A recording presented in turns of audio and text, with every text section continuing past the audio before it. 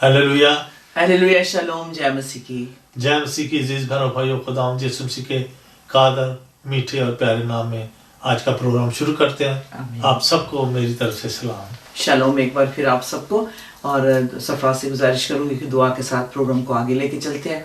बाप के हाथों में देते हैं जो हमें बरकत देता है, और जो भी काम हम यीशु के नाम से शुरू करते हैं उससे हमें बरकत मिलती है। Praise the Lord. आइए अजीज बहनों भाइयों, अपने सरों को झुकाते हैं, हाथों को उठाइए, आंखों को बंद करें और खुदावंद के पास चलते हैं। खुदावंद तेरा शुक्र, तेरी तारीफ करता हूँ खुदावंद, तेरे प्यार के लिए, मोहब्बत के लिए खुदावंद, और तेरी कुदरत के लिए खुदावंद।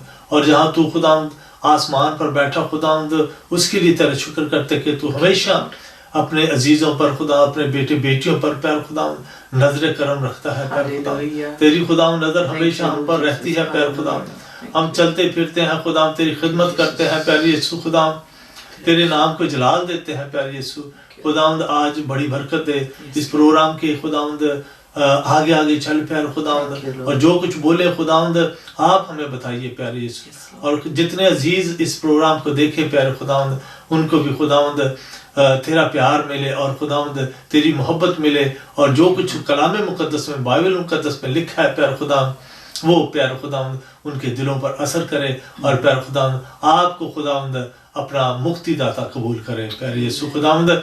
एक बार फिर खुदा परमजीत को खुदावंद तेरे हवाले करता हूँ, अपने आप को और सारे अजीजों को खुदावंद यीशु मसीह। जितने लोग इस वक्त इस प्रोग्राम को देख रहे हैं खुदावंद, कोई खुदावंद शख्स जो खाली ना जाए, बल्कि खुदावंद तेरी मामूरी और खुदावंद तेरा प्यार उनके दिलों में भर जाए।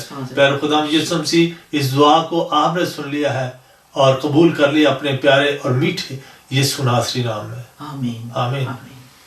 Hallelujah. Praise the Lord. God bless you.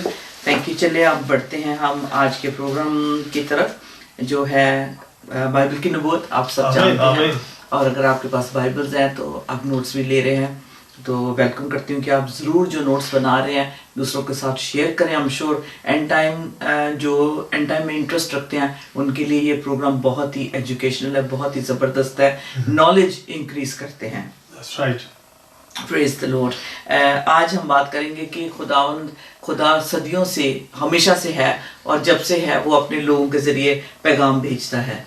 हम प्रोग्राम्स में देखते हैं कि प्रॉफिट्स जो थे उनको खास अनॉइंट किया जाता था पैगाम देने के लिए, ताकि वो दूसरे लोगों को बताएं कि खुदा के क्या प्लान्स और इरादे हैं।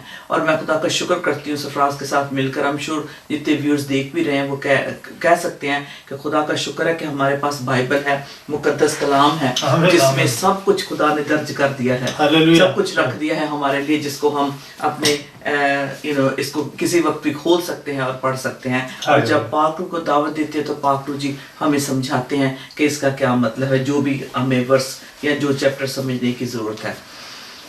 खुदा का कलाम पढ़ने से हमारी तरक्की होती है, रूहानी तौर पे भी और जिस्मानी तौर पे भी। किसी भी काम को करना है आप बाइबल्स में देख सकते हैं, बेशक वो रिलेशनशिप्स पे है, खाने पीने पे है, डाइट पे है, उठने बैठने पे है, व्हाटएवर, सब कुछ बाइबल में मौजूद है। और जो है आज जो आपको इनकरेज करना चाहती हूँ, खासतौर पे आपकी फीडबैक से मैं बहुत इनकरेज्ड हूँ, और जिस तरह से आप इन प्रोग्राम्स को रिसीव कर रहे हैं, खुदावंद आप सबको बहुत बरकत दे, क्योंकि खुदावंद के कलाम के मुताबिक हमने इस जहां को एक दिन छोड़ना है और आगे अदालत होनी है, हिसाब किताब होना है। आज मैं एक ऐसे वाक्य को आपके साथ में पेश कर रही हूँ कि जैसे मैंने शुरू में कहा, खुदावंद हर लम्हा, हर साल, हर सदी में, हर रोज, हर साल में किसी ना किसी से बात करता है। अगर बड़े नहीं सुनेंगे, बुजुर्ग नहीं सुनेंगे, तो वो नौजवानों से बात करेगा। Ayyub, according to the book of Joel, आखिरी वक्त की जो नबूवत है वो पूरी होगी, जो कि जो जवान है वो रोया, बूढ़े ख्वाब देखेंगे और जवान रोया देखेंगे। तो मैं एक ऐसे बच्चे की बात कर रही हूँ जो यहूदी लड़का था, 15 साल का, और वो बिल्कुल कहते हैं कि 15 साल का था, ऐसे नहीं कि बड़ी रिलीजियस फैमिली से था या किसी रबाई का या कोई मतलब बहुत कहते मजहबी लोग थे जिनका बच्चा था। ये 15 ईयर ओल्ड लड़का, जूइश लड़का, नेटान, यानी कि उसका हिब्रू नेथन इंग्लिश में कहते हैं, नेथन ने एक ऐसी रोया को देखा जिसने मतलब बहुत बड़े बड़े जो रबाई भी हैं अब वो हिल गए हैं, इवन स्कॉलर्स इस पे कमेंट कर रहे हैं कि ऐसी प्रिसाइज और इतनी एक्यूरेट ये कैसे वो विजन बना सकता है अपनी तरफ से। कोई शक नहीं। क्योंकि वो 15 साल का है और उसकी जो बैकग्राउंड भी इतनी रिलीजियस नहीं है, तो उसके माँ बाप ने, बल्कि जो रबाई ने इसको इंटरनेट पे डाला या इसको फॉरवर्ड किया, उसके माँ बाप ने कहा कि हम आपको मतलब इजाज़त नहीं देते, हम आपको सू करेंगे, कोर्ट लेके जाएंगे। लेकिन रबाई ने उनकी एक भी नहीं सुनी कि वो इतना कन्विंस हुए कि ये जो 15 साल का नेतन है, इसने जो रोया देखी है, ये खुदा की तरफ से। जैसे मैंने जीजो बताया कि खुदा खबरदार करता है। हम कितने सालों से हम आपस में टीचिंग ले रहे हैं एंड टाइम की, हम इसे इग्नोर नहीं कर सकते। ये सिर्फ बातें ही नहीं है, ये वाकया ही होने वाला जो फ्यूचर में आने वाली ये वॉर, खास तौर पे 3rd जो वर्ल्ड वॉर है, उसके बारे में नेथन को बहुत क्लियरली खुदा ने विजन दिखाया। तो मैं चाहती हूँ कि हम चलें, स्टेप बाय स्टेप देखें कि कैसे उसने क्या देखा और उसके साथ क्या हुआ। अब मैं बताना चाहती हूँ कि इसमें उसने एक ड्रीम देखा है, ड्रीम भी कह सकते हैं, लेकिन मैं कहूँ कि विजन देखा उसने, रोया देखी है। 15 साल का जो यहूदी लड़का है, जो 15 मिनट के लिए मर गया क्लिनिकली, 15 मिनट्स के लिए उसकी डेथ हो गई। 15 मिनट के लिए वो डर गया और मर गया, मर गया, नॉट डर गया, मर गया और फिर डर भी गया जो उसने आगे जाके देखा। तो जो उसका नाम है नेतन, और जो 15 मिनट के लिए मर गया। और किस दिन मरा? जो सकोत यानी कि फीस्ट ऑफ टैबरनेकल 2015 का पहला दिन था। Right, okay. तो ये भी, क्योंकि जो यहूदी लोग हैं वो ईदों के हिसाब से चलते हैं, तो इसलिए रबाई को ये बात भी बहुत हुई कि सकोत यानी कि फीस्ट ऑफ टैबरनेकल इतना बड़ा त्योहार होता है इजराइल में कि वहाँ के होटल्स नहीं मिलते आपको, मतलब इतने पैक्ड होते, दुनिया भर से यहूदी लोग वहाँ वो खैमाएं इज्तिमा मनाने के लिए आए होते हैं। इस लड़के की 15 मिनट के लिए उस पहले दिन यानी कि फीस्ट ऑफ टैबरनेकल शुरू होने से एक दिन पहले उसकी मौत हो जाती है। और इस दिन जो था ये, क्योंकि उस साल में 2015 में आपको पता है कि ब्लड रेड मून था।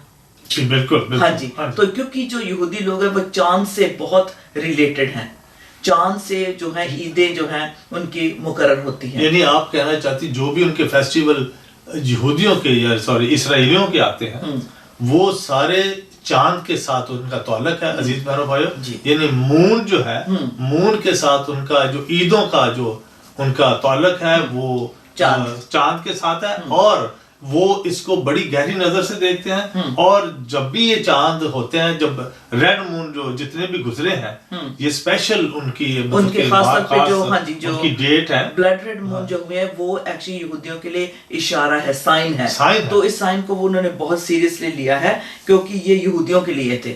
जो ब्लड रेड मून हुए हैं ये यहूदियों के लिए ही होते हैं, क्योंकि उनको ऑलरेडी जो बताया गया है कि जब ऐसा होगा, तो खास तौर पे जो है सोलर इक्लिप्स जो है वो खुदा के जो सोलर इक्लिप्स है वो खुदा की जो जैसे हम जेंटाइल्स हैं, गैर मतलब नॉन जूइश हैं, उनके लिए होते हैं। लेकिन जो ब्लड रेड मून होता है, जब भी सुर्ख चांद हुआ है, वो यहूदियों के लिए निशान होता है। तो इस निशान को वो बहुत सीरियसली लेते हैं। और जब ये हुआ था तब चौथा ब्लड मून था, जब इस लड़के को जब ये 15 मिनट के लिए मर गया। तो ये फिर अभी इसी साल 2015 की बात है, ये बहुत पुरानी बात थी। सॉरी, हमने कहा कि जो मतलब कि खैमा इज्तिमा की बात वो बहुत पुरानी थी। नहीं। इस वक्त ये बात सेलिब्रेट करते जब वो ईदें मनाते थे और वो खैमा इज्तिमा में जाते थे या हैकल में फिर जाना शुरू किया। लेकिन उनका जो दारोमदार है वक्त का और ये ईदों का, वो अजीज भाइयों इसराइलियों का वो चांद के ऊपर है। और ये जो नेतन है पैम, नेतन एक मतलब कि आपने फरमाया कि ये कोई रिलीजियस फैमिली से कोई ताल्लुक नहीं रखता, ना वो बच्चा खुद रिलीजियस है, ना वो खुद कभी मतलब के ऐसे मतलब सिनेगॉग में जाता है। इतना उनके पेरेंट्स मतलब ये वो नहीं बिल्कुल रिलीजियस नहीं है, तो उन्होंने बल्कि जो रबाई था जो सिनेगॉग का, उसको थ्रेटन किया कि तो मतलब आप इसको नहीं एक्सपोज कर सकते, ना ही इसको यूट्यूब पे डाल सकते हैं। लेकिन उन्होंने जब ये जो ऑर्थोडॉक्स रबाई हैं, कुछ मतलब ऐसे नहीं है, पक्के हैं, जिनका नाम है इलेजर हैगरडॉल, जिन्होंने इस उनके पेरेंट्स के जो थ्रेट को था वो इग्नोर कर दिया, और उन्होंने इस जो ड्रीम को, जो बच्चे का जो विजन है, उसको सबके साथ शेयर किया। तो अब उन्होंने एक इंटरव्यू लिया है, अगर आप चाहें तो ऑनलाइन जाके देख भी सकते हैं। तो ये इंटरव्यू जो है, क्योंकि हिब्रू में है लेकिन इंग्लिश में सबटाइटल्स हैं इसके, इसको देख सकते हैं। तो क्योंकि ये चांद की बात की है, ब्लड मून की, तो ये एक ऐसा सीजन है जो हजारों साल के बाद आता है। और ये जो ब्लड मून भी हुए जी 1000 साल के बाद हुआ, फिर आगे पता नहीं 100 साल के साथ बाद होगा। ये कोई रेगुलर नहीं है, ये पैटर्न है, ये कभी कभार होते हैं। और जब भी ये होते हैं, जैसे 1967 में हुआ, 1948 में हुआ, तो ये सारे उनके लिए, यहूदियों के लिए बहुत बड़े बड़े निशान है, इम्पोर्टेंट है। और तब्दीली लाते हैं, that's the word, yes। ये हमेशा चेंजेस के लिए आते हैं। तो अब उसने, लड़के ने क्या देखा, वो ऑर्थोडॉक्स रैबाई एलेज़र के साथ वो शेयर करते हैं। जब उन्होंने उनका इंटरव्यू किया तो उन्होंने एक मतलब बेशक 2 घंटे की लंबी ये फिल्म है, लेकिन उसमें शॉर्ट करके मैं आपको बता रही हूँ, क्योंकि ये जो लड़का है इसका एक्सपीरियंस ऐसा हुआ है कि सबको उसने हैरान कर दिया है। और खास तौर पे उसकी, क्योंकि रिलीजियस बैकग्राउंड नहीं है, लेकिन वो जो स्क्रिप्चर्स देता है, जो हवाले देता है, जो आने वाली बातें बताता है, वो बहुत एक्यूरेट है। सो देखते हैं कि ये जो सेकुलर बॉय है कि ये बाइबल की रेफरेंस देता है। उसने कहा कि जब मैं उसको कहता कि मैं जब सोल जो थी, मेरी आत्मा जो थी, मेरी रूह जो थी, वो मेरे बदन को छोड़कर चली गई, तो मुझे ये इन्फॉर्मेशन मिली, मैं जो आपके साथ कहता शेयर करना चाहता हूँ। बेशक 15 मिनट का उसका तजर्बा है, लेकिन वो कहता कि मैं समझ नहीं आ रही, मेरे लिए बहुत मुश्किल है, मैं किन लफ्जों में बयां करूं, कैसे डिस्क्राइब करूं कि मेरा एक्सपीरियंस क्या है। इट्स ट्रू, क्योंकि जिनको आउट ऑफ बॉडी एक्सपीरियंस होता है सरफराज, वो डर भी जाते हैं कि अगर किसी के साथ शेयर करेंगे, वो उस पर यकीन भी कोई करेगा कि नहीं, कोई बिलीव भी करेगा कि नहीं, तो हर कोई डर जाता है बंदा है। और वो सोचता है शायद मेरे दिमाग का, क्योंकि मैं फिल्में देखता हूँ ऐसी, या मैं ऐसी बुक्स पढ़ी है, वहम हो जाता है ना। तो इसलिए वो बंदा डरता है। खास तौर पे 15 साल का तो बच्चा ही है अभी, हमारे मोजिस की एज का ही है। तो अगर मोजिस बताए तो हम कहेंगे नहीं, ये सारा दिन तो कंप्यूटर पे गेम्स खेलते हैं, और ये ऐसी स्कूल में इनको किताबें पढ़ाई जाती हैं, हो सकता है इसके दिमाग में कुछ ऐसी बात हो गई हो। हम अक्सर कह देते हैं ना बच्चे को, हाँ आपने रात को ये फिल्म देखी होगी ना, इसलिए आपके दिमाग में। तो ये बच्चा जो है, और खास तौर पे जो मैंने जैसे कहा बाइबल रेफरेंस से बात करता है, तो जिसकी वजह से यकीन करने को दिल करता है। तो वो कहता है कि मैंने ऐसा मेरा तजर्बा हुआ, अब मैं इस दुनिया में वो चीजों से कैसे रिलेट करूं। और बाइबल में भी अक्सर ऐसा लिखा है कि मैं बताना तो चाहता हूं, लेकिन दुनिया में कौन सी चीज के साथ मैं इसको कंपेयर करके आपको बताऊं जो मैंने देखा है। उसने कहा कि जैसे ही मेरी बॉडी निकली, मतलब बॉडी से रूह निकली, तो कहते कि मैंने देखा कि इस दुनिया से उठती ऊपर जा रही है, इस धरती से, इसके अबव प्लेनेट अर्थ से जा रही है, और जाती जा रही है, और मेरा बदन पीछे रह गया। कहता मैं देख सकता हूँ मेरी बॉडी रह गई और मैं निकल के जा रहा हूँ, और मुझे समझ नहीं आ रहा मैं कैसे एक्सप्लेन करूँ। सडनली कहते एक मैं टनल के अंदर, बच्चा कहता मैं एंटर हो जाता हूँ। एक टनल है, बहुत बड़ी यानी कि टनल है, और कहता कि उसका जो उसके टनल के एंड पे एक छोटी सी लाइट है। जो टनल में जा रहा है उसके एंड पे एक छोटी सी लाइट है, और मैं कहता उस टनल के अंदर हूँ। उस टनल के अंदर हूँ। कहता लेकिन वो इतनी बड़ी है, मुझे समझ नहीं आ रही मैं कैसे एक्सप्लेन करूँ। तो उसके अंदर कहता है गोल गोल चक्कर है, और कहता वो बढ़ते ही जाते हैं, और चक्रों के पीछे बहुत सारे लोग हैं, उनकी आत्मा है, सोल्स है उनकी। अमेजिंग। और कहता है कि फिर मैं चलना शुरू कर देता हूँ, और वो जो लाइट है वो बड़ी होती जा रही है। टनल के पीछे उसने छोटी लाइट देखी, अब जितना वो करीब जाता जा रहा है और वो बड़ी होती जाती, और कहता फाइनली मैं उस लाइट के पास पहुंच जाता हूँ, क्योंकि ये मैं देख सकता हूँ कि मैं अब दुनिया में नहीं रहा, मैं ऑब्वियसली हेवन में आ गया हूँ। उसको फील होता है कि मैं आसमान पे आ गया हूँ, और कहता कि अगर मैं यहाँ आ गया हूँ तो मुझे खुदा का कलाम को टेस्ट करना चाहिए, देखना चाहिए। और फिर वो आगे कहता है कि मैं इसको शॉर्ट कर रही हूँ, क्योंकि ये मतलब उसका इतना ज़बरदस्त एक्सपीरियंस है कि लोगों ने तो कहते सदियां लग जाती हैं ऐसे सरमन प्रीच करने के लिए। एक ये लड़का 15 मिनट में ही पूरी कहते कि पूरी दुनिया गोल को समझ कर ले आया। सही बात, कितनी बड़ी बात है। यानी खुदा के खादम इतनी रिसर्च करते हैं, मतलब दुआ करते हैं हर चीज, लेकिन खादम कहते हैं कि 15 मिनट में जो कुछ हम पढ़ा रहे हैं या रिसर्च कर रहे हैं या लिख रहे हैं या मैसेज पेश कर रहे हैं, वो 15 साल इतने सालों से 15 मिनट में ये बच्चा जो विजन देखा आसमान पर होके आया है। उसकी मजहबी बैकग्राउंड भी नहीं है, रिलीजियस फैमिली भी नहीं है, तो कहते फिर उसने या तो उसने किसी का सरमन सुना हो, एंड टाइम पे किसी का सरमन सुना, फिर भी कह सकते हैं, ना ही वो सिनेगॉग जाता है। बड़ी हैरान होने वाली बात है। लेकिन उसके साथ ये सुपर नेचुरल जो एक्सपीरियंस हुआ, तो ये डिस्क्राइब करता है कि ये यहूदी जो लड़का था, 15 मिनट जब इसकी मौत हुई तो इसने आगे फरमाया, तो रबाई जो है जब इंटरव्यू उनसे लेते हैं तो कहते हैं चले हम शुरू करते हैं आपसे बात करने, आए हम उस टूर की बात करें। अब जो रबाई उसको कहते हैं टूर जो तेरा हुआ है, let's call it a tour, कि आपने टूर किया है। तो उसने कहा कि जो आपने गैन ईडन यानी कि हिब्रू में बागी अदन को, गार्डन ऑफ ईडन को गैन ईडन में कहते हैं। तो कहते हैं कि आए चल हम बात करते हैं, क्योंकि गैन ईडन को जब हिब्रू टर्म में कहते हैं तो कहते हैं आफ्टर लाइफ, यानी कि मरने के बाद वाली जिंदगी, वो बाग जो आने वाला जो जमीन है जो हमारे लिए तैयार की, वो बागे अदन असल में बागे अदन वो है, फिर वहां जाना है। हाँ जी, तो वो कहते हैं कि चले आए हम गैन ईडन की बात करें, यानी कि गार्डन ऑफ ईडन की बात करें।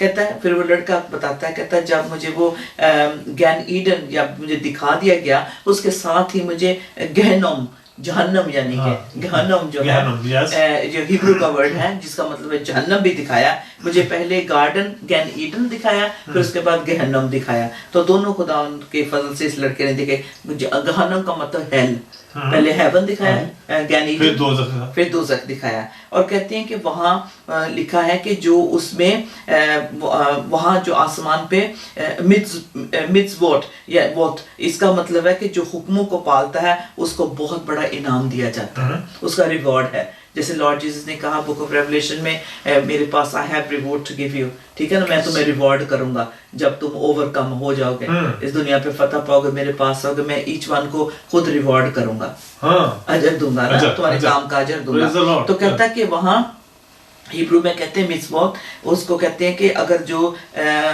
हुक्मों को रखता है उसको मतलब रिवॉर्ड मिलता है, लेकिन अगर जो तोड़ता है, छोटे से छोटा भी गुनाह करता है, उसको उसकी सजा मिलती है। छोटे से भी मतलब गुनाह के लिए सजा मिलती है। अच्छा, फिर वो कहते हैं कि लेकिन वो मतलब 15 मिनट के लिए इस जमीन से तो दूर था, लेकिन वो उसने रियलाइज किया कि वो आसमान पे है, हेवन पे है। तो कहता कि वहाँ एक छोटी छोटी बात जो है आपके सामने जाहिर की जाती है, everything is displayed before you. कहते छोटे से छोटा भी जो आपने काम किया है, बड़े से, कहता इतनी एम्बैरेसमेंट होती है ना देख के कि कितना घिनौना लगता है, जो छोटे छोटे काम भी हमने गलत यहाँ किए हमारे सामने कहते वो रख दिए जाते हैं। और कहता कि वो कहता कि सब कुछ बता दिया जाता है स्टार्ट टू फिनिश। आपकी जिंदगी जो द मोमेंट जब आप पैदा हुए और जब आपकी खत्म होगी, एवरीथिंग सेकंड्स में आपके सामने रख दिया जाता है। और कहता है ये बड़ी मतलब हमें ना क्या कहते हैं बेइज्जती लगती है जब हम देखते हैं अपने सामने कि हमने इतने बुरे बुरे काम किए, हालांकि खुदा ने हमारे लिए इतना खूबसूरत हेवन का इंतजाम किया हुआ है। बड़ी अमेजिंग कहानी है।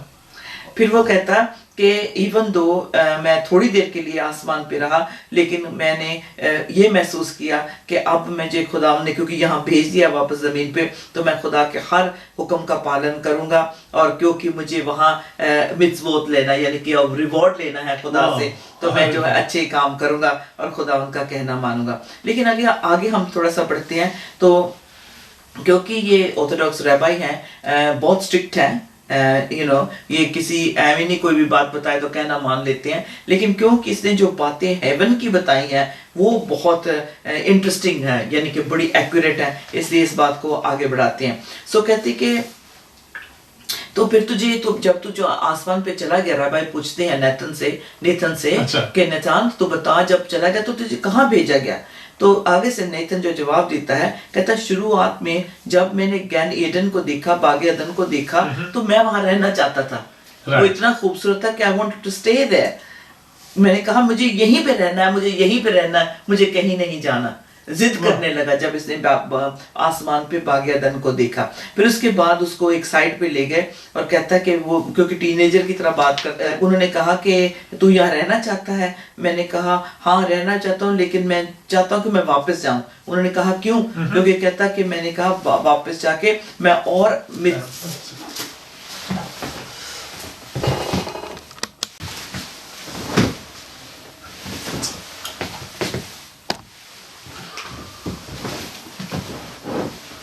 अच्छा, उन्होंने कहा कि तू वापस क्यों जाना चाहता है? तो वो लड़का आगे से जवाब देता है क्योंकि मुझे वहां जाके मिtzvot यानी कि और अच्छे मुझे खुदा के हुक्म मानने हैं ताकि मैं और अच्छा काम कर सकूं, ताकि जब मैं खुदा के पास आऊं तो मुझे ग्रेटर रिवॉर्ड मिले, मुझे इसका बहुत बड़ा अजर मिले। तो लेकिन वो कहता कि जैसे कि मैं ऊपर ऊपर जाता गया और मतलब ये बातें मुझ पे जाहिर होती रही कि मैं वाकई आफ्टर लाइफ जब मैं दुनिया पे ख़त्म हो जाता हूँ तो वापस इधर आऊँगा तो मुझे उसका अजर मिलेगा। जो भी मैं काम मैंने किए होंगे, छोटे से छोटे गुनाह किए होंगे मुझे सज़ा मिलेगी, बड़े से बड़ा अच्छा काम किया, छोटे से छोटा काम अच्छा किया हो उसका भी मुझे रिवॉर्ड मिलेगा। तो हम जानते हैं कि according to the Bible as Christians हम जानते हैं कि खुदा ने कहा है कि खुदा यीशु मसीह एक दिन अदालत लेंगे क्योंकि बाप ने कुल इख्तियार बेटे के हाथ में दे दिया है। तो हर कोई जो भी किस्म का जो भी हर शख्स जो दुनिया में, बाइबल कहती है मजहब तो जो है इंसान के बनाए हुए हैं और ज़मीनी है, लेकिन बाइबल कहती है कि हर शख्स जो पैदा हुआ एक दिन खुदा के सामने खड़ा होगा और पेश होगा और उसकी अदालत होगी और अपना हिसाब किताब देगा। और ये भी साथ लिखा है कि हर घुटना उसके आगे झुकेगा और हर एक जुबान इकरार करेगी कि तू ही खुदा का बेटा है। ये दो बातें जो बाइबल में बहुत हाईलाइट क्लियरली की गई हैं और इसको जो है क्रिश्चियन लोग बड़े अच्छी तरह से समझते हैं। और क्योंकि यहूदी भी जानते हैं कि आसमान पे उनको अजर मिलेगा, वो भी जानते हैं कि जहाँ जिंदगी खत्म होने के बाद वो आसमान पे जाएंगे, यहोवा के सामने पेश किए जाएंगे और उनका अदालत होगी। और हम क्रिश्चियंस भी इस बात पे ईमान रखते हैं। और कई मतलब ऐसे लोग हैं टॉकिंग अबाउट, अगर रिलीजन की बात करें उनको यही नहीं पता कि आगे जाना देखा जाएगा क्या होगा। ऐसा नहीं है, लेकिन क्रिश्चियंस एंड ज्यूज ये जानते हैं कि आगे जाके हमने लॉर्ड जीसस को फेस करना, मशायक मसीहा को के सामने पेश होना है क्योंकि बाप ने कुल इख्तियार अपने बेटे को दे दिया है। हालेलुया। तो इसलिए वो इस बात पे बहुत ज्यादा यहूदी लोग यकीन रखते हैं कि आसमान पे उनको जो है हिसाब किताब देना है और जिसके बदले में उनको अजर भी मिलना है, क्योंकि वो जिंदा खुदा की बनाई हुई मखलूक है और जिंदा खुदा को हिसाब देना है, accountable to God at the end of the day। तो वो कहते हैं कि वो अपनी जैसे हम क्रिश्चियन जानते हैं कि हमने इटर्निटी यानी कि हमेशा की जिंदगी खुदा के साथ गुजारनी है और खुदा के पास, खुदा में ही हमने अपनी यहाँ जमीन पे जिंदगी को इन्वेस्ट करना है, यानी कि खुदा के लिए ही जीना है, खुदा के लिए ही मरना है ताकि वो हमें हमेशा की जिंदगी दे और हम वहाँ रह सके। You see, everybody is not going to live in heaven। बहुत सारे लोग हैं जो समझते हैं कि वो स्वर्ग सीधा जाएंगे। नहीं अजीजों, वो और किसी दफ्तर में जाएंगे, वो स्वर्ग वाले ऑफिस में नहीं जाएंगे। ये और ऑफिस है जो सेटन का है, शैतान का है, उसमें हिसाब किताब देने के लिए खड़े होंगे। सो खुदा का कलाम जरूर पढ़ें आप और अपने आप को चैलेंज करें इस साल कि मुझे जगह जो चाहिए, मुझे हेवन पे चाहिए और मुझे खुदा के साथ चाहिए। और जैसे नेथन आगे बताएगा, आपके रोंगटे खड़े हो जाएंगे कि एक बच्चे को 15 मिनट में पूरी दुनिया का हिसाब किताब खुदा ने निकाल के उसके सामने रख दिया। हालेलुया। और ये जो यंग नौजवान है, जूइश लड़का जो है 15 साल का, वो मसाया यानी कि उसको कहता है कि मैं he knows that Messiah will come one day, but लेकिन उसको कैसे अप्रोच करना है, ठीक है ना? क्योंकि जो यहूदी लोग हैं वो तो नहीं मानते कि लॉर्ड जीसस आ चुके हैं और हम क्रिश्चियन जानते हैं कि वो सेकंड टाइम आएंगे, लेकिन वो अभी इंतजार में है कि मसाया आएगा और उनका जो है हिसाब किताब वो जो चाहते हैं वो उसी लिहाज से होगा। लेकिन according to the Bible Lord Jesus आ चुके हैं और वो सेकंड टाइम आएंगे। हालेलुया। तो इसलिए रब्बाई आगे उनसे पूछते हैं, क्या तुम मशायक हिब्रू में कहते हैं मशायक, क्या तुम could you know who the Messiah was? क्या तूने वहां मसीहा को देखा और तू जान सकता है वो कौन है? तो क्योंकि जो मशायक है ये एक्चुअली ओरिजिनल वर्ड क्राइस्ट के लिए है, मसीह के लिए। मशायक जैसे हम कहते हैं यीशु मसीह, तो ये मशायक जो है उनके लिए, मसीह के लिए ये वर्ड है। तो उसने कहा कि कौन मसाया, हु इज मसाया? तो नेथन कहता मैं नहीं जान पाया। I could not know his traits were, मैंने उनको जान पाया। तो कहते कि खुदा भी स्मार्ट है कि अगर वो कहता कि ये यीशुआ है, ये मसीह है, तो वो रब्बाई कभी भी ना बिलीव करते कि ये वहां से आया है, क्योंकि वो मानते ही नहीं कि जीसस अभी आए हैं। इसी खुदा कहते हैं कि यहाँ वो कहते हैं कि खुदा भी जो था उन्होंने यीशुआ को इमीडिएटली नहीं रिवील किया ताकि जो ये जाए और गुप्त रखा उसको। That's right. वो खुद गुप्त रहे उससे। हाँ जी। हाँ जी, तो कहते हैं कि क्योंकि हम क्रिश्चियन सोचते हैं कि हम अपने तरीके से लोगों को बताते हैं ताकि वो यकीन लाए, हमें बताना भी उसी तरीके से चाहिए। खुदा की मर्जी है अपने लोगों के साथ, वो जैसे डील करना चाहे वो कर सकता है। कहते हैं जैसे ही अगर वो कहता है कि हाँ मैंने यीशु हमेशा को देखा, तो उन्होंने कहना था बस बंद करो, हमें कोई इंटरेस्ट नहीं है, क्योंकि खुदा बचाना चाहता है यहूदियों को। और इस वक्त क्या शुरू से इतना परसिक्यूशन उनके लिए, उनको एक चाहिए मैसेज एनकरेजमेंट के लिए, उनको चाहिए तसल्ली और दिलासा कि जिंदा खुदा उनकी तरफ है। हालेलुया। तो ये खुदा जी कहते हैं, वो भी खुदा ने भी ना मतलब इनके लिए कहते हैं स्मार्ट है कि इस तरीके से इस बच्चे के साथ उन्होंने डील किया, क्योंकि खुदा दानिशमंद है, क्योंकि खुदा विजडम मतलब ही इज वाइज, इसलिए उन्होंने इस तरीके का इस्तेमाल किया। अच्छा, वो कहता है कि सो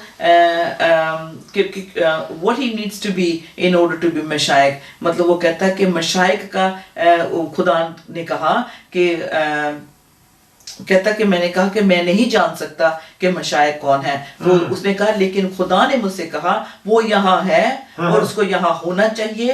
ये नहीं हो सकता कि मशाइक कोई ऐसा शख्स हो जो मर जाए। वाह, हालेलुया। और कहता है कि ऐसा हो नहीं सकता मशाइक हो और वो मर जाए, मसीह हो और वो मरा हो। खुदा ने उसे जवाब दिया।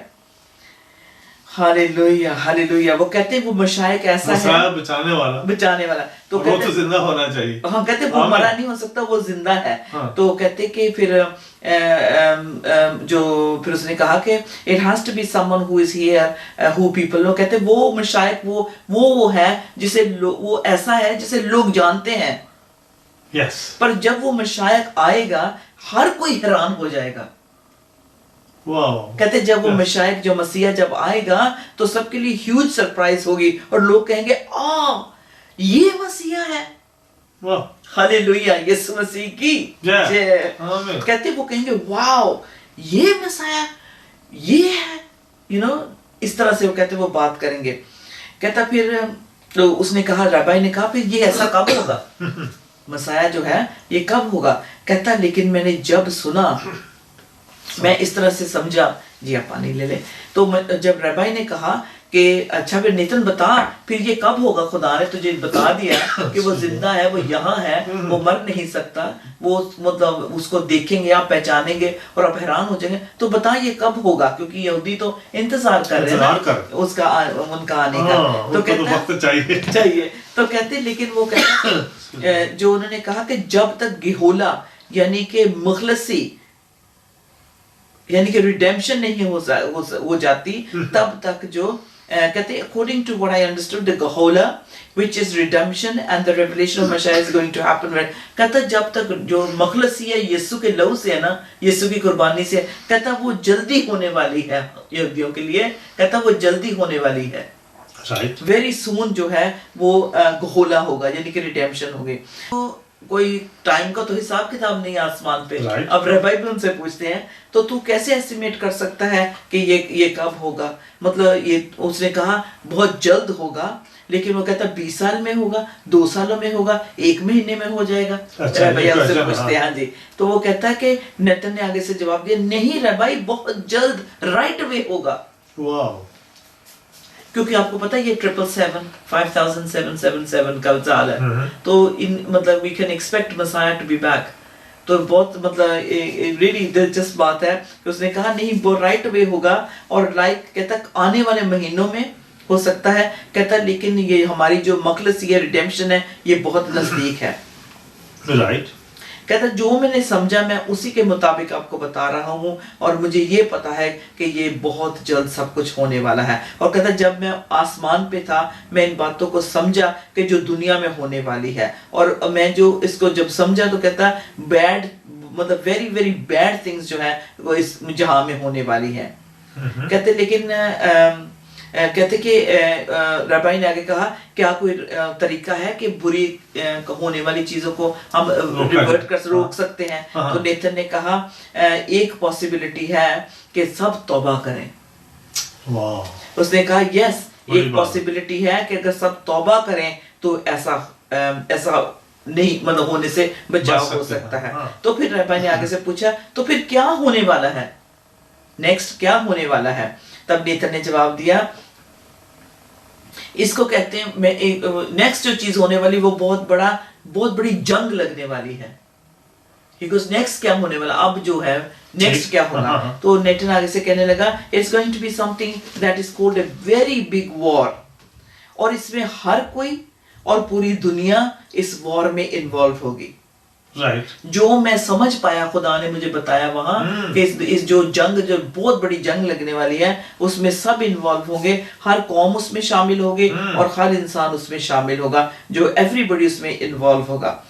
तो कहते हैं कि खास तौर पे जो ऑल गोएम यानी कि सारी जेंटाइल्स, ऑल गोइम जो हिब्रू एक वर्ड है जेंटाइल्स के लिए इस्तेमाल होता है, इसमें कहता है सारे अरब्स, सब मुस्लिम्स और हर कोई, हर नेशन जो है इजराइल के खिलाफ जंग करने के लिए आ रही है।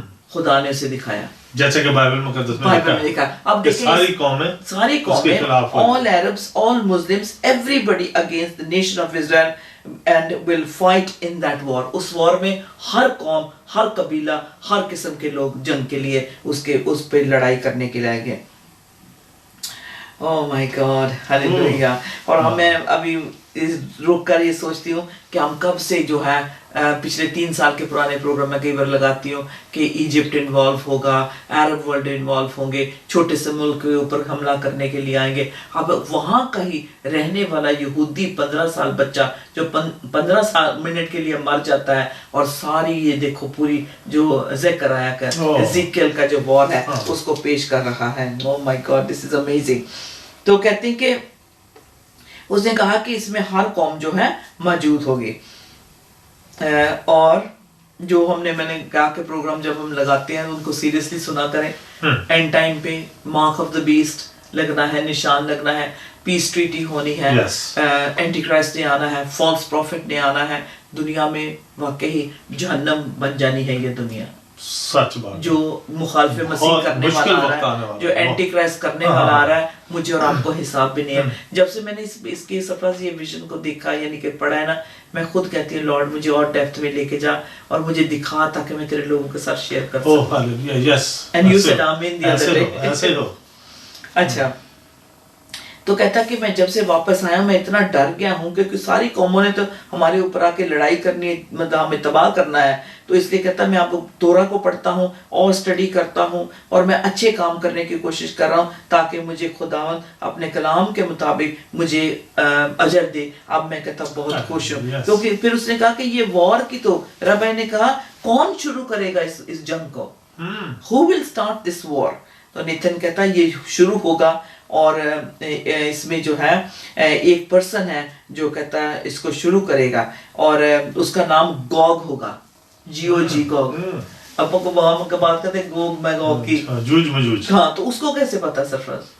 कहता वो वॉर शुरू करेगा, वो उसका नाम गॉग होगा।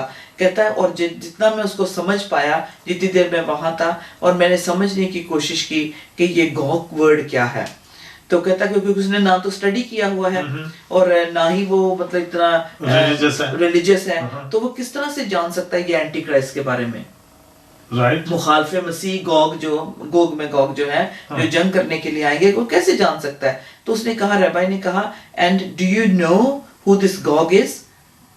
तो उसने कहा नहीं, मैं श्योर नहीं कह सकता कि ये गॉग कौन है। तो फिर उसने कहा कि रब्बी ने कहा लेकिन हु इज इट?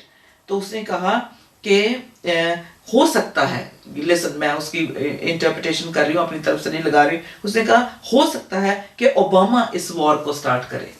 वाह, ये तो अमेजिंग बात की। उसने कहा है, I mean Obama is not kind of in lid at the moment, ना ही वो मतलब प्रेसिडेंट, लेकिन उसने कहा ओबामा जो है he will be the one who starts the war, कि ये जंग लगेगा। तुझे गॉग का पता है मतलब कौन गॉग? उसने कहा तो जैसे मैंने बताया कि उसने कहा कि ओबामा जो है वो वॉर को स्टार्ट करेगा। तो रब्बी ने कहा क्या वो हमारे खिलाफ जंग लड़ेगा? Will he fight against us?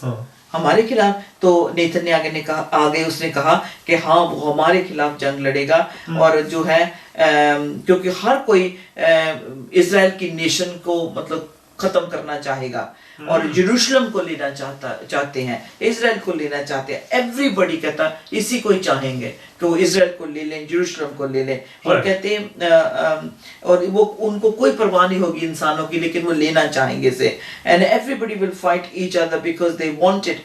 Everybody will fight कहता खुदा ने बताया, उसको दिखाया कि हर कोई लड़ाई करेगा और हर कोई यरूशलेम को, इजराइल को लेना चाहेगा। ये सारी कौमों का जो वो कहते हैं कि मोटो होगा, हाँ जी, पॉइंट होगा, वो यही कि यरूशलेम को फतह किया जाए। और फिर उन्होंने कहा कि खास तौर पे जो टेंपल माउंट है उसकी जो यू एंड आई नो कि जो टेंपल माउंट है यहूदियों के लिए कितनी मतलब सोलोमन का वो टेंपल था, खुदा की तरफ से बनवाया गया था, लेकिन आज वो नहीं है। वो ऑब्वियसली मुस्लिम्स के हाथों में, उन्होंने अपनी मतलब मॉस्क वहाँ बनाई हुई है, उनकी अपनी जगह है, रिलीजियस प्लेस है। और ये कहते हैं सबसे दुनिया का एक्सपेंसिव लैंड वो हिस्सा जो टेंपल माउंट का है, इसकी कीमत नहीं लगा सकते आप। इतनी महंगी वो जगह है जिसकी कीमत नहीं लगा सकते। और ये जो हिस्सा है जगह का, खुदा ने कहा मेरा है, इसे कोई ले नहीं सकता।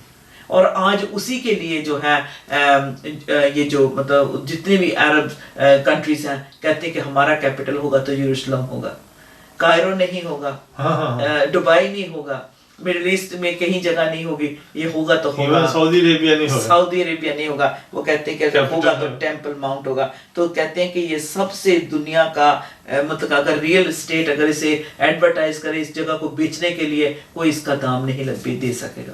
वाह वाह, बड़ी बात है।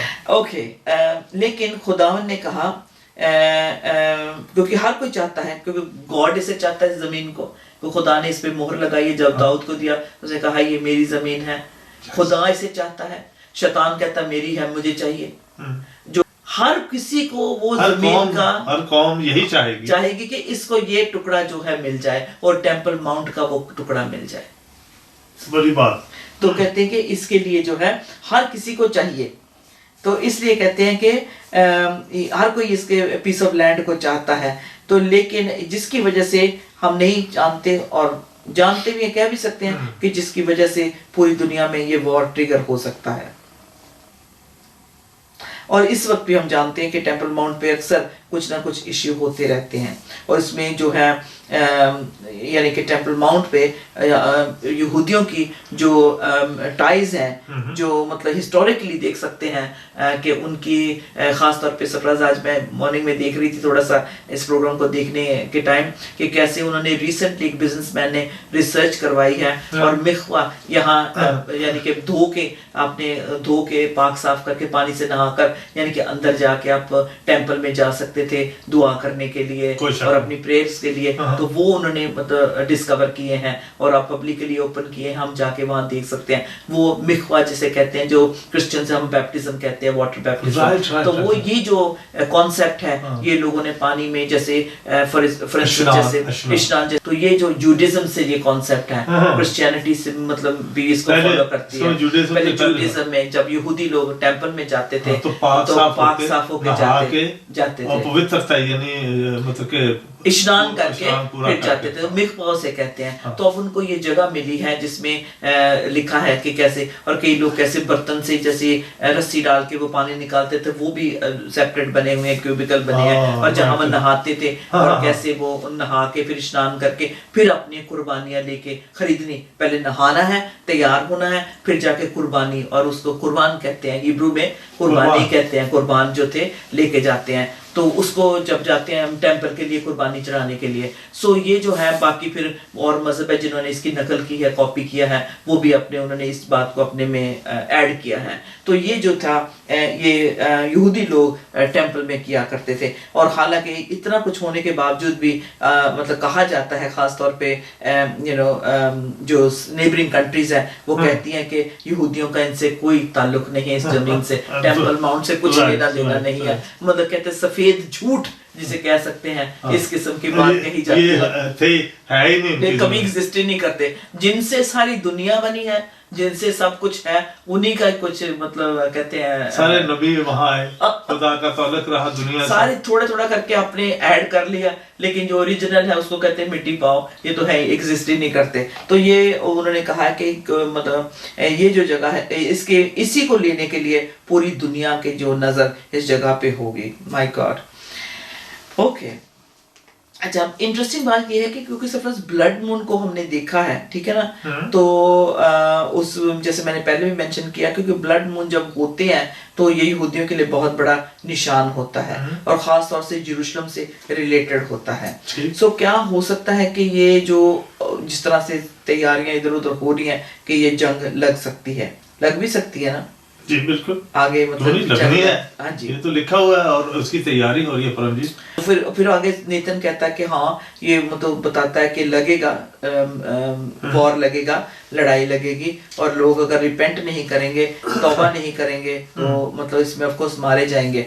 तो अब हम देखते हैं नेतन आगे कहता है कि बहुत सारे लोग इस जंग में मर जाएंगे, several million of Jews will die. कहता है टन्स ऑफ पीपल मर जाएंगे इसमें। क्या फिर अब आगे से कहता है क्या दोज हु डिडंट कीप तोरा या मित्वत, तो कहता है कि जिन्होंने तोरा की नहीं माना, यानी कि खुदा के कलाम को, हुक्मों को नहीं माना, तो क्या वो भी मर जाएंगे? नेतन ने कहा हाँ, वो भी मरेंगे। राइट। तो रबे ने कहा जो जिन्होंने नहीं रखा, खुदा के हुक्मों को नहीं माना, हाँ वो कहता मरेंगे। तो कहता जिन्होंने तोरा और मित्वत को रखा, तो कहता दोज हु केप्ट तोरा एंड मित्वा इट डिपेंड्स, और उसने वही क्रिश्चियंस वाला जवाब दिया जैसे मसीह कहते हैं कि मतलब उसी किस्म का उसने जवाब दिया। तो क्या उसने कहा कि क्या आप अगर ऑर्थोडॉक्स ज्यू है तो मतलब वो सेटिस्फाइड है जिस तरह से वो तोरा को पढ़ रहा है, जिस तरह से जिंदगी को गुजार रहा है, क्या खुदा उन सचमुच से बचा लेगा उस दिन? इसलिए हम भी कहते हैं ना क्रिश्चियन, विशी क्रिश्चियन, जस्ट नेम से क्रिश्चियन है, तो क्या खुदा बचा लेगा? वही सेम उसी पैटर्न का उसने जवाब आगे से दिया है। तो उसने कहा कि आगे ये डिपेंड करता है तोरा विद गिमलेत खासिदिम, यानी कि इसको एक्सप्लेन करने की कहता जरूरत है कि कौन बचेगा तो कौन नहीं बचेगा। वाह, कितना वाइज उसने जवाब दिया। अच्छा, क्योंकि ऑफ कोर्स हम कैजुअली अगर अपनी जिंदगी को क्रिश्चियन दे रहे हैं तो that doesn't mean we gonna get to heaven, कि जीसस ने हमें शाबाश वहां देनी है। तो उसी तरह से उसने कहा कि जो इसको एक्सप्लेन करना पड़ेगा कि कौन बचेगा और कौन नहीं बचेगा। अच्छा, तो फिर उसने कहा कि ऑफ कोर्स मैं और आप जानते हैं कि जो ट्रू रिपेंटेंस है, यानी कि तौबा करना, खुदा के हुक्मों पे चलना, उसको अपनी पूरी जिंदगी 100% दे देनी, ये नहीं कि गीत ज़बूर भी गाने और फिर महफिलें भी लगाने और फिल्में भी गाने और बॉलीवुड में भी इन्वॉल्व रहना, देखते फिल्में रहना, इस तरह की जिंदगी को पलूट करके अगर कोई समझता है कि वो खुदा के पास जाएगा, ऐसा नहीं हो सकता। आप अभी आपने कहा था कि हर चीज का हिसाब देना पड़ेगा। ये उसने नेता ने कहा, जब रबाई ने पूछा, कलाम में भी लिखा है हर लफ्ज जो मुंह से निकलता है, हाँ, उसका जवाब देना पड़ेगा, हिसाब देना पड़ेगा। सही बात है। और नेता ने वाकई जो खुदा की दिल की बात है वो उसने बताई। उसने ये नहीं कहा हाँ जो तोरा पढ़ता है और मिसवत करता है, हुक्मों को मानता है, उसको रिवॉर्ड मिलेगा, नहीं, उसने कहा ये तो एक्सप्लेन करने का मतलब होगा। सो इसलिए अजीजों, हमारी जो क्रिश्चियन लाइफ है टू बी वेरी, मतलब कहते हैं एक फिल्टर्ड लाइफ है, एकदम छानबीन होने के बावजूद है हम खुदा के पास जा सकेंगे। आज अगर हमारी जान जाती है, क्या हमारी जिंदगी राइट है खुदा के साथ? अगर आज खुदा के सामने पेश किए जाते हैं, क्या हम वाकई खुदा के कलाम के मुताबिक जिंदगी को गुजार रहे हैं? तो ये उसने बहुत अच्छा जवाब दिया।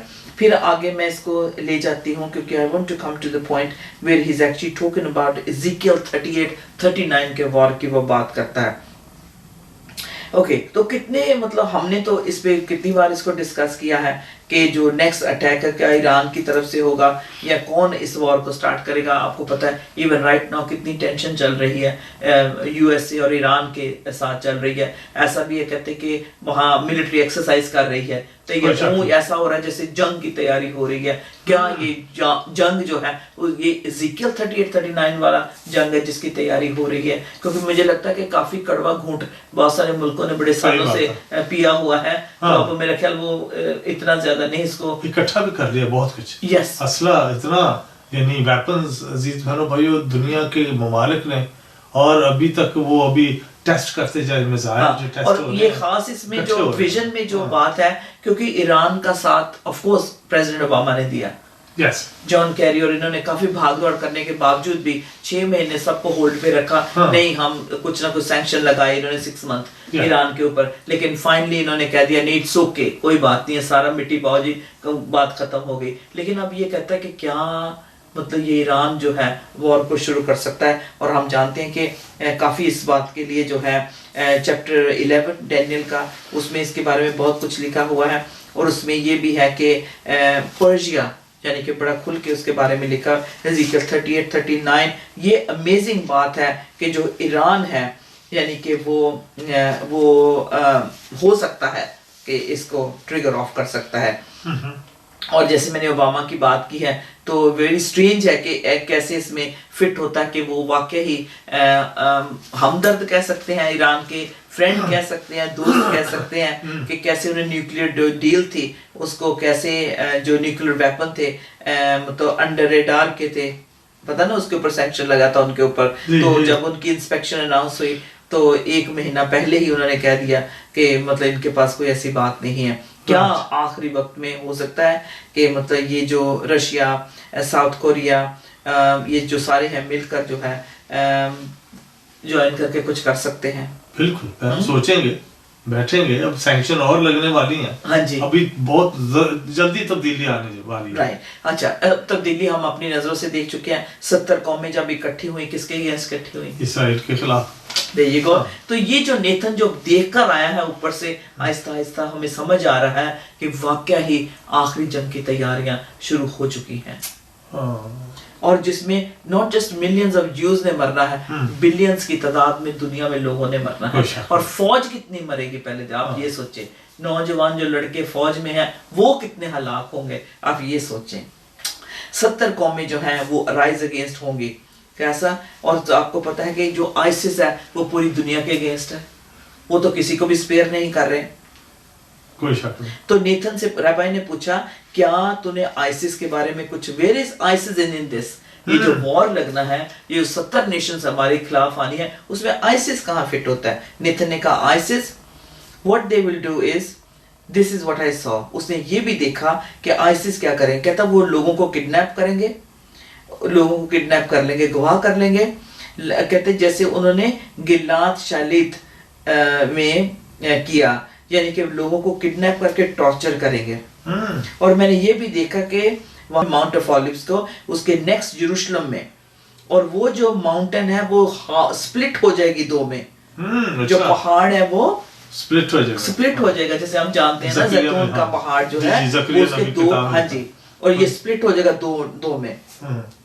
और कहते हैं उस पल में मशाइख जो है सबके ऊपर जाहिर कर दिया जाएगा। Praise the Lord. अब जो है अकॉर्डिंग टू तोरा या हिब्रू स्क्रिप्चर्स लिखा, नहीं समझ सकते कि खुदावंद यीशु मसीह के पहाड़ के जैतून के पहाड़ पे पाँव लगेंगे और पहाड़ के 2 टुकड़े हो जाएंगे। लेकिन अब ये कहता मैं ये होगा जब लड़ाई होगी, कहता जब लग जाएगी तो उसके बाद जो है वो पहाड़ के माउंट ऑफ ऑलिव्स यरूशलेम के पास जो पहाड़ है 2 टुकड़े उसके हो जाएंगे। उस पल पे जब वो 2 टुकड़े होंगे, उसी सेकंड में, इन दैट सेकंड जैसे ही टच होगा पहाड़ के 2 टुकड़े होंगे, तो कहता मशाया सब पे, मशायक यानी कि यीशुआ सब पे रिवील हो जाएगा। माय गॉड, सोचने वाली और मतलब इसका कि सबके सामने, कहता बिफोर एवरीवन सिंपली देख सकेंगे कि ये मशायक हैं, और हर कोई समझ जाएगा कि यही मसाया है। हालेलुया, पूरी दुनिया पर जाहिर हो जाएगा। उन्होंने कहा ये देखो ये आ गया और सब पे जाहिर हो जाएगा। और जब वो कहते कि ये ज़करिया चैप्टर 14 का वाक़या है, उसमें लिखा हुआ है कि खुदावंद कैसे आएंगे। इसको स्टडी करना बहुत ज़रूरी है। हमने काफ़ी बार इसको स्टडी किया है, इसलिए हम ऑफ कोर्स इन स्क्रिप्चर्स को अगेन ओपन नहीं कर रहे, लेकिन मैं ये विजन बता रही हूँ उस बच्चे ने क्या देखा। तो कहते हैं वो सब जने जान जाएंगे कि ये ज़करिया 14 का चैप्टर है। अगेन इसको आप स्टडी करें कि एंड टाइम में इसमें लिखा हुआ है वर्स 4 में ज़करिया में। चले हम पढ़ लेते हैं। ये वो लड़का बताता है और उसको कोई नॉलेज नहीं है, लेकिन उससे बताया कि उस दिन क्या होगा जब मसाया जो है रिवील होगा। 14 आपने कहा, हाँ जी, कौन सी आयत आपका? Chapter 14 verse 4। हाँ जी, 4 जकरिया नबी की जो किताब है बाइबल मुकद्दस में, उसका 14वां बाब और उसकी 4थी आयत पढ़ते हैं। और उस रोज वो कोहे जैतून पर जो यरूशलेम के मशरक में वाक़ है खड़ा होगा। वो कौन? मसीहा, मसाया।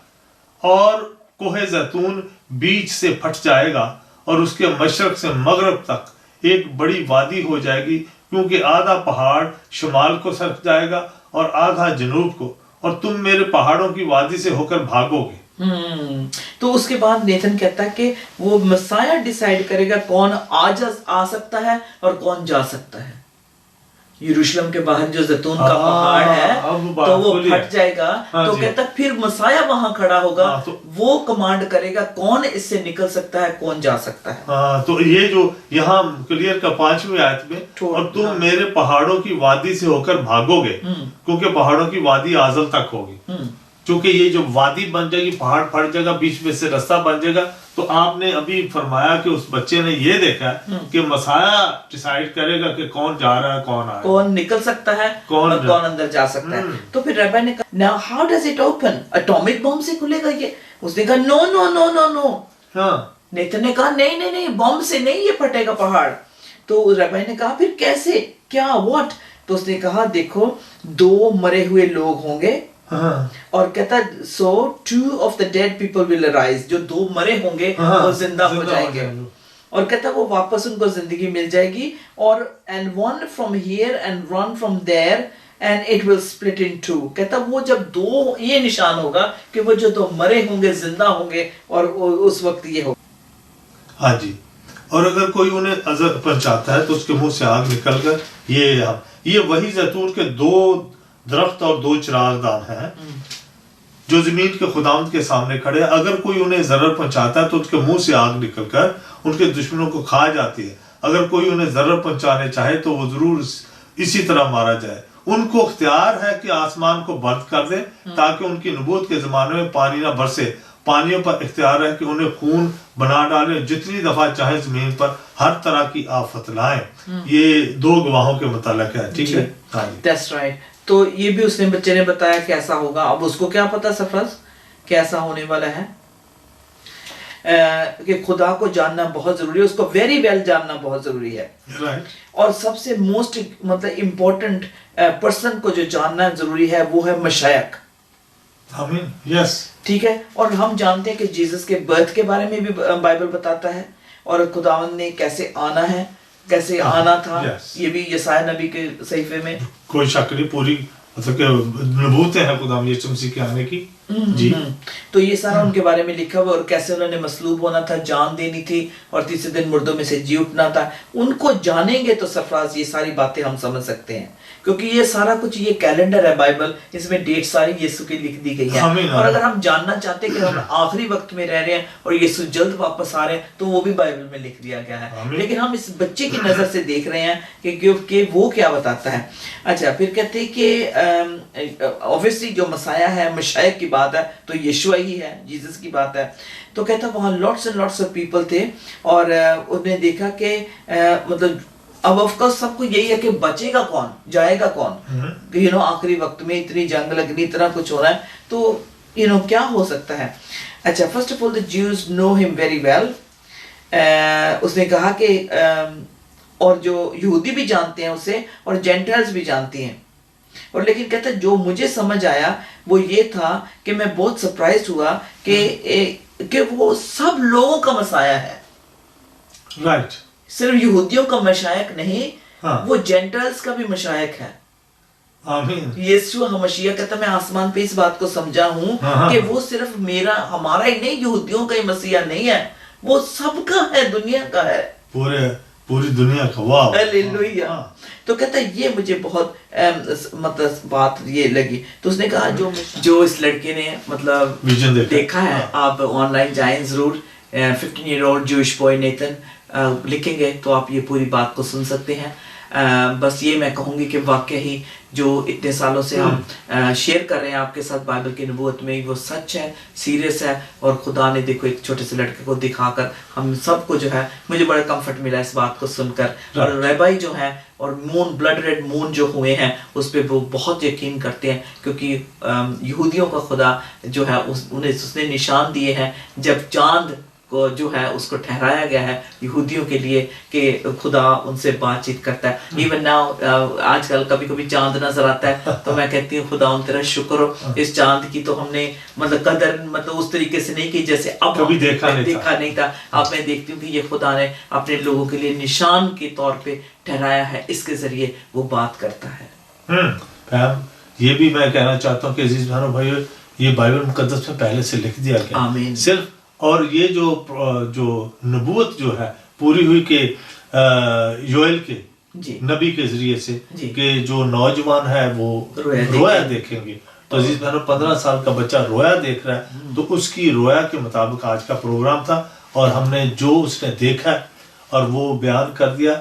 ये सोचना आपका और मेरा काम नहीं है, खुदा का अपना एक प्रोग्राम है, हम उस पर यकीन रखते हैं, ठीक है ना। लेकिन जब हम ऐसी बातें देखते हैं तो हमारे लिए हमारी आंखें खुल जाती हैं, हमारी सोच जल्दी से जो है कहते हैं कि खुदा का पैगाम जो है दुनिया के कोने कोने तक पहुंचाया जाए, हमारा काम। इवन राइट नाउ जिन लोगों ने हमेशा मतलब इस बात का कबूल नहीं किया कि यीशु खुदा का बेटा नहीं हो सकता, वो सबसे ज्यादा खुदावंद यीशु मसीह की रेवलेशन उनके ऊपर जाहिर हो रही है, वो सबसे ज्यादा कबूल कर रहे हैं। सो हमारा काम है सबको बताना, आगे वो एक्सेप्ट करते हैं या नहीं करते उनका काम है। लेकिन ज्यादातर लोग जो हैं वो जो टीवी के न्यूज चैनल बताते हैं उन पे ज्यादा यकीन करते हैं और खुदा के पाक मुकद्दस कलाम, खुदा की बातों को वो रद्द करते हैं। खुदा कहता है कि ये जो दुनिया का खुदा है वो नहीं चाहता कि कोई भी बचे, इसलिए वो आंखों को बंद किए हुए हैं और दिलों को सख्त किए हुए हैं। जैसे मेरी और आपकी दुआ ये होनी चाहिए,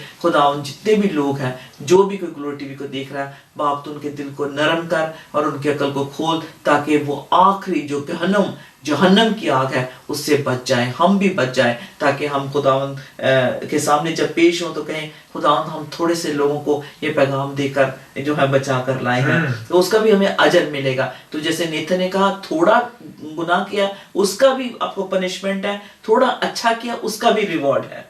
तो अच्छा करते जाएं मसीह की खातिर, जो है मार भी खानी पड़े तो खा लें, मसीह की खातिर दुख उठाने पड़े तो उठा लें, क्योंकि ये सफर थोड़ा सा है, वहां हमने हमेशा की जिंदगी गुजारनी है, इटर्निटी खुदा के साथ है। God bless you, shalom. आप इस वक्त देख रहे थे बाइबल की नबूवत। आमीन। जय मसीह की।